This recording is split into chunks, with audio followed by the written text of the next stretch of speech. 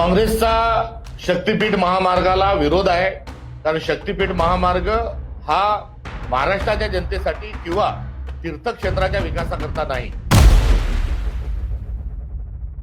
काँग्रेसचा शक्तीपीठ महामार्गाला विरोध आहे, कारण शक्तीपीठ महामार्ग हा महाराष्ट्राच्या जनतेसाठी किंवा तीर्थक्षेत्राच्या विकासाकरता नाही.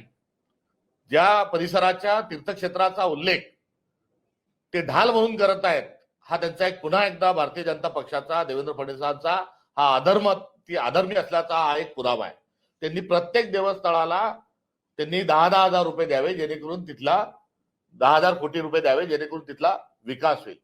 हा 88,000 कोटीचा शक्तीपीठ महामार्ग करण्याची मागणी नाही, आवश्यकता नाही. किंबहुना शक्तीपीठाच्या नावाने हा उद्योगपतींसाठी हा रेड कार्पेट बिछवला जात आहे. हा आमचा आरोप नव्हे, तर ही वस्तुस्थिती आहे. कारण गोव्याला, संपूर्ण महाराष्ट्राच्या लोकांना गोव्याला कोणची शक्ती पिण्याकरता हे सरकार पाठवणार आहे, याचा खुलासा सरकारने केला पाहिजे. तर दुसरीकडे सेंट्रल इंडियातून तर समुद्रापर्यंत, बंदरापर्यंत हा एक कॉरिडॉर ओपन करून दिला जात आहे उद्योगपतींसाठी.